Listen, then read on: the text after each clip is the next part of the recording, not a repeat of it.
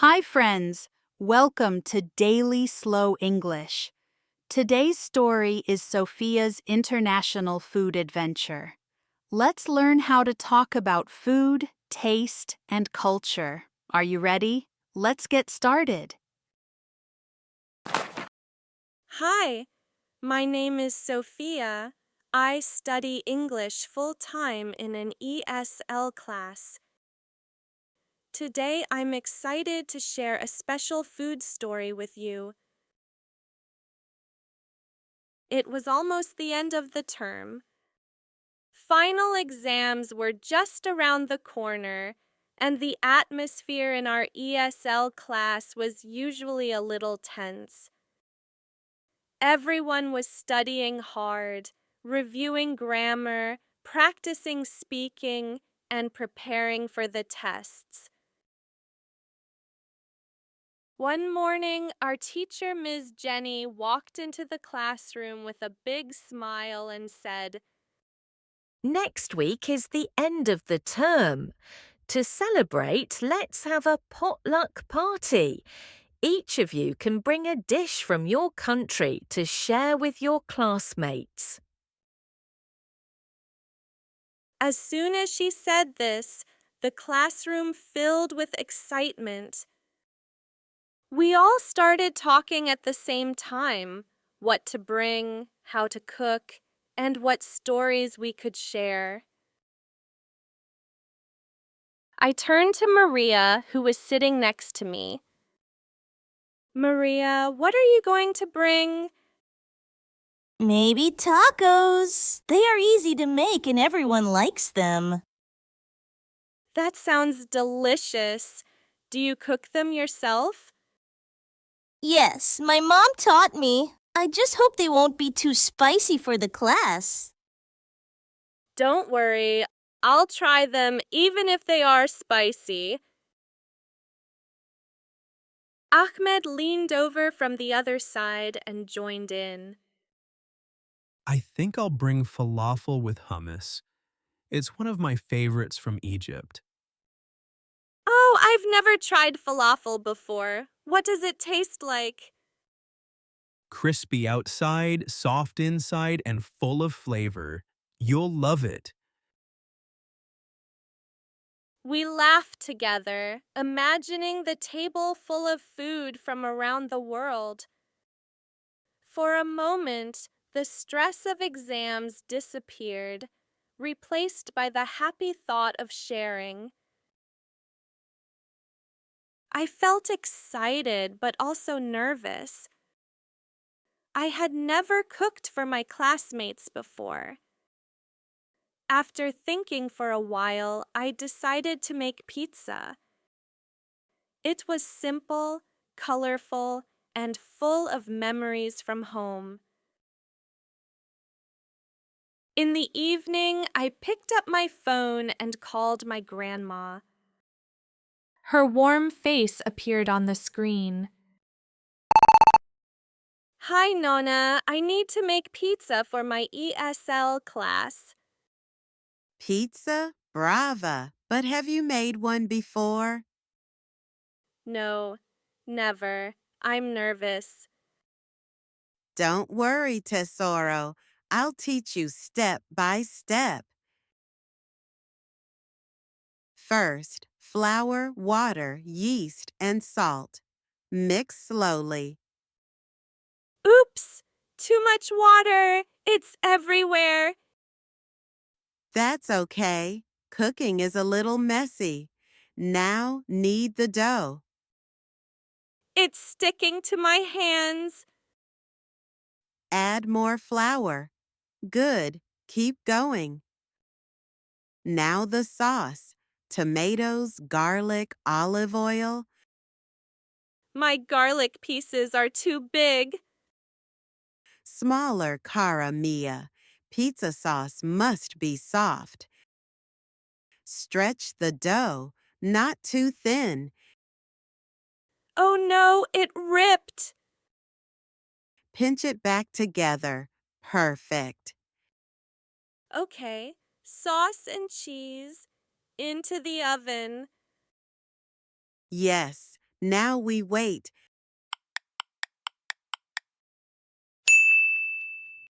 Nonna, look! It's golden and bubbling!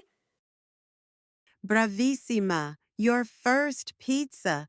I'm so proud of you. Thank you, Nonna. I couldn't do it without you. I smiled with relief. The pizza was full of color, flavor, and the love of my grandmother. For me, it was more than food. It was a family memory brought to life. Now, let's learn some phrasal verbs for making a pizza. Mix up. Mix up the flour, water, and yeast in a large bowl. Knead out. Knead out the dough for about 10 minutes. Roll out. Roll out the dough into a round shape. Chop up. Chop up the garlic and onions before cooking. Stir up. Stir up the sauce until it becomes thick. Spread out. Spread out the tomato sauce evenly on the dough. Layer on. Layer on the cheese after the sauce. Put in. Put the pizza in the oven. Take out. Take out the pizza when it turns golden. Clean up. Don't forget to clean up the kitchen afterward. When the party day finally arrived, our classroom looked completely different. Ms. Jenny pushed the desks together to make one long table. Each of us placed our dish on it. She also brought cups, plates, napkins, and bottles of juice and soda. Food is ready and so are the drinks. Try everything and don't be shy. The table quickly turned into a buffet of the world. The smell was incredible. Sweet chocolate, spicy chili, fresh vegetables, fried garlic, baked apples. It was like an international food festival. My stomach growled, and everyone laughed because we were all hungry. It's time to share the dishes. Maria stood up first with a big smile. Hi, my name is Maria. I'm from Mexico. Today I brought chicken tacos with salsa. In Mexico, tacos are more than food. They are part of our daily life. We eat them at home, at parties, even on the street. Next was Ahmed. Hello, my name is Ahmed. I come from Egypt. This is falafel with hummus. Falafel is made from chickpeas, onions, and spices. It tastes crunchy on the outside, soft inside, and full of flavor. Aya stepped forward. Hi, I'm Aya. I'm from Japan. I brought sushi rolls. Making sushi takes patience. My mother always says the rice must be just right, soft but not too sticky. Sharing sushi is a way to show care for others. Priya smiled as she put down her tray. Hello everyone, I'm Priya. I'm from India. These are samosas. In India, we eat them as a snack or at celebrations. They are crispy on the outside and soft inside. June walked up next with his plate. Hi, my name is June. I come from South Korea. I made kimchi pancakes. They taste sour, spicy, and a little salty. My mom makes these at home for breakfast or snacks. Peter proudly lifted the lid of his dish. Hello, I'm Peter. I'm from Germany. This is apple strudel. This is one of the most famous desserts in my country. My grandmother always baked it for Christmas. Finally, it was my turn. Hi, my name is Sofia. I'm from Italy. This is pizza. In Italy, pizza is family and tradition. The taste is salty, cheesy, and a little tangy from the tomato sauce. For me, it tastes like home. We started eating. Maria gave me a taco. The salsa was spicy and I coughed a little. She laughed and said, Too spicy. I smiled and answered, Yes, but it's delicious. I like it, but maybe not too much spice. Ahmed picked up a sushi roll from Aya's plate. He tasted it carefully. It's fresh and light. I like the soft rice and the fish. Do you like sushi? Yes, very much.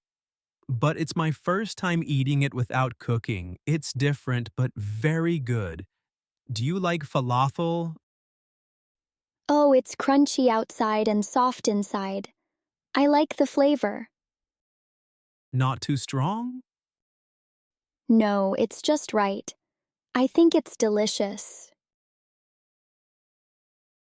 Priya picked up a small piece of June's kimchi pancake. It's spicy and sour. I really like the kick of the chili. That's the taste of Korea.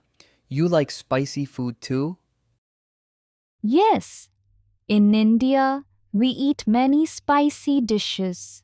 This tastes strong, but it's delicious. Your samosas taste so good. The filling is spicy, but not too much. I'm glad you like it. We say good spice makes food alive. Exactly. I think spicy food always makes me happy. Yeah, spicy is the best flavor. I took a bite of Peter's apple strudel.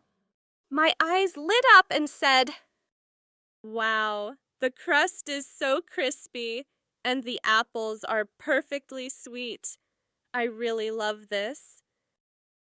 Thank you. This is a traditional dessert in Germany. My grandmother always bakes it for Christmas. I can see why. It tastes warm and comforting. This is my favorite dessert today. I'm glad you like it. Maybe next time I can show you how to make it. That would be wonderful. I'd love to learn. At that moment, Ms. Jenny reminded us kindly. Don't forget to try something from everyone. Be brave and use English to describe the taste. Now, let's learn how to describe the food in English. Taco. The taco tastes spicy.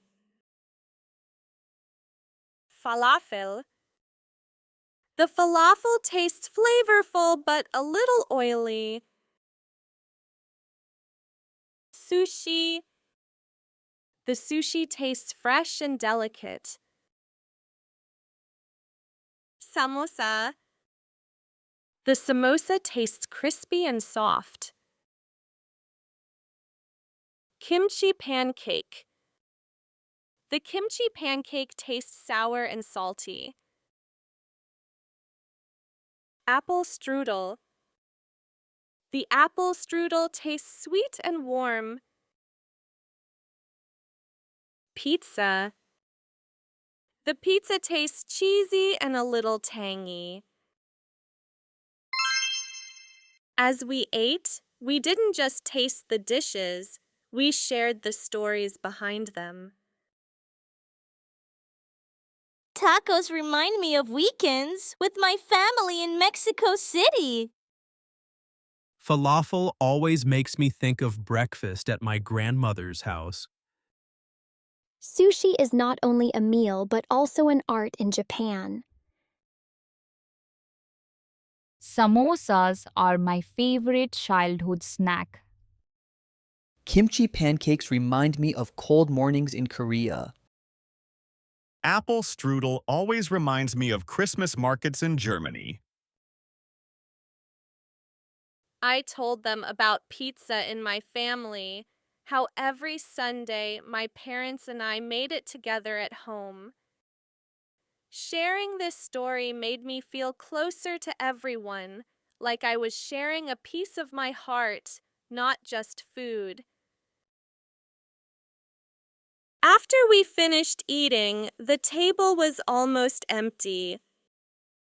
Everyone was full and happy. We laughed, took pictures, and promised to exchange recipes. Ms. Jenny looked around the room and said warmly, Today you didn't just bring food. You brought your culture, your stories, and your hearts. Food connects people. And today, you are not only classmates, you are family. I looked around at my classmates. We came from different countries, spoke different first languages, and had different traditions. But in that moment, sharing food and laughter, we felt the same.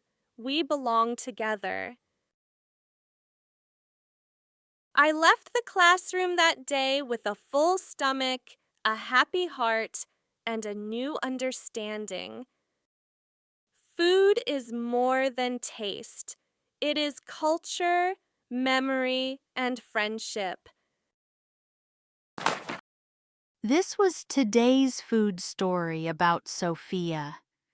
We practiced many words and sentences to describe food. I hope you learned some useful English and also a little more about daily life in Canada.